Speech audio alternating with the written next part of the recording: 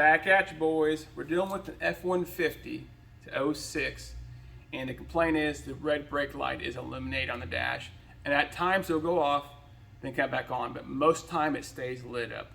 So we're going to show you what we're dealing with.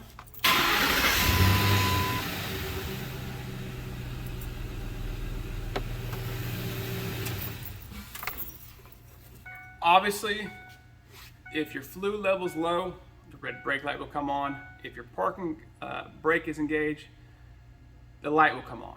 Also, if you have a bad brake level sensor, the light's gonna stay on. Let's say you verify your brake level sensor is good, your parking switch isn't engaged, and your brake fluid is full, and your light's still on. Well, this is a video for you, so let's go check it out. Let's talk about it. We're gonna focus our attention on the master cylinder brake reservoir, where the switch is located. So this is where the problem is. It's not the switch, okay? Don't waste your money on a switch before you do this test, guys, because this is I've never seen a switch go bad, to be honest with you. So how the system works, let's talk about it. So this back black wire near the firewall is a ground supply wire to the switch. When the fluid level is high, the switch is open. Therefore, there's no path of ground to go back out through this middle wire, which is a signal return wire, to the cluster. Therefore, it'll keep the light off, okay?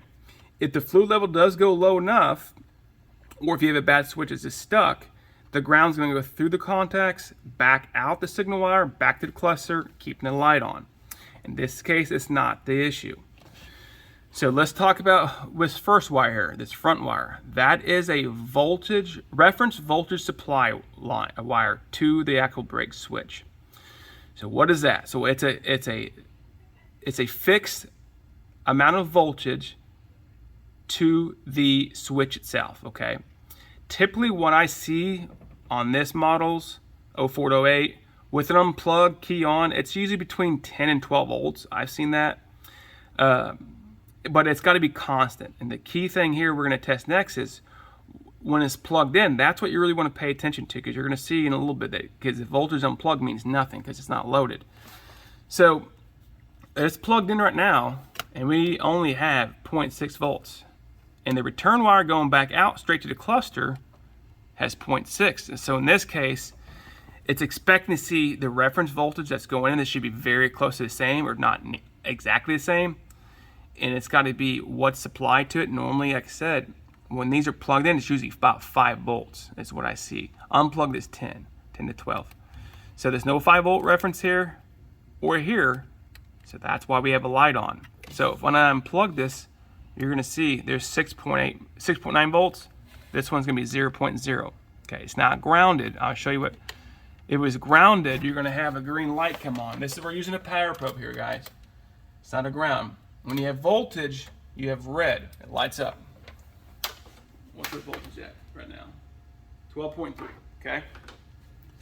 So what's happening? What's going on? So what's happening is there's a poor connection within the cluster where it supplies the actual voltage here. And when it goes across the coils, it's dropping the voltage, okay? So what can we do? You know, what's a test we do to prove our theory here? Well, what I do is I find another sensor on the engine somewhere that has a constant voltage reference supply to it. And I'll use that to supply the actual brake switch.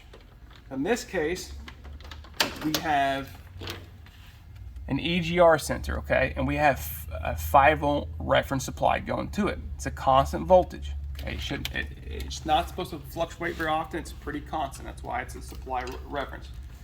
So, as you can see, we have plugged in 0.5. When I plug this in series with it, it should go to 5.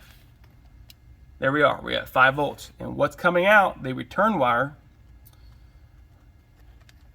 we should have the same voltage, 5 volts. Okay. Let's go verify that the red brake light is off, because it should be off. Now we have 5 volts going in, 5 volts going out. The cluster should be happy.